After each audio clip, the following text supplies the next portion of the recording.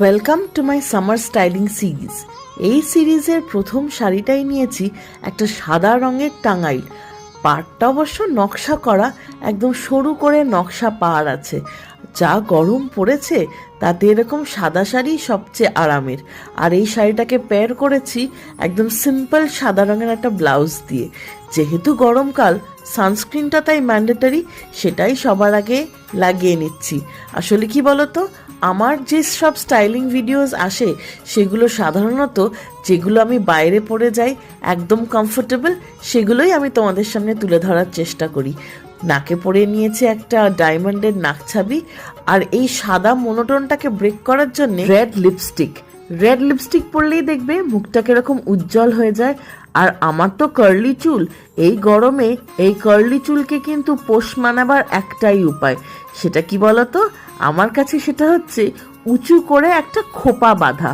ছোটবেলা থেকে দেখে এসছি গরম মানেই মায়ের মাথায় একটা খোপা, আর আমি খুব কম বয়স থেকেই খোপা বাঁধতে শিখে গেছিলাম। সবসময় আমার বড় চুল ছিল, আর সেই সুবাদে এরকম সুন্দর সুন্দর অনেক ধরনের খোপার অ্যাক্সেসরিজ আমার কাছে আছে। আমাকে তোমরা জানিও, একদিন যদি চাও আমি তাহলে আমার সমস্ত খোপার অ্যাক্সেসরিজ তোমাদের সাথে শেয়ার করব। নানা জায়গা থেকে সুন্দর সুন্দর এরকম বিভিন্ন জিনিস খোপার জন্য আমি কালেক্ট করেছি। আজকেরটা আয়না দেওয়া, সাথে একটা ছোট্ট ঘুঙরু।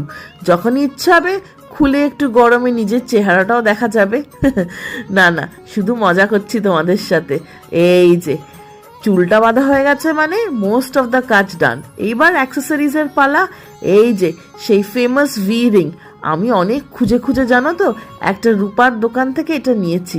আমার তো বেশ ভালো লেগেছে। কানে পরে নিচ্ছি ছোট্ট ছোট্ট ব্ল্যাক কালারের স্টাডস। জানো তো, এই শাড়িটা যখন পরেছিলাম আমার দিদার কথা খুব মনে পড়ছিল। এরকম সাদা শাড়ি আমার দিদা পরতো। আর এই যে কানের যে দুলটা পরলাম সেটা কিন্তু আমার দিদারই। আর আজকে শো স্টপার হচ্ছে এই গলার চোকারটা, পোড়ামাটির চোকার, কিন্তু কি সুন্দর লাগছে দেখো। আমার তো ভীষণ ভালো লেগেছে। প্রথমবার জীবনে যখন শান্তিনিকেতনে গেছিলাম 2023 সালে, তখন এটা নিয়েছিলাম। এই আজকে পড়া হলো। কৃষক যেরকম অতীব কষ্ট করে আমাদের প্লেটে খাবার তুলে দেন, আমাদের দেশে তাঁতি এবং কারিগররা কত কষ্ট করে তাঁত বুনে এই শাড়িটা বানিয়েছেন।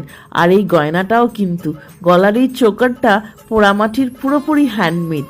কত কষ্ট করলে তবেই দু হাত দিয়ে এত সুন্দর সুন্দর জিনিস তৈরি হয়।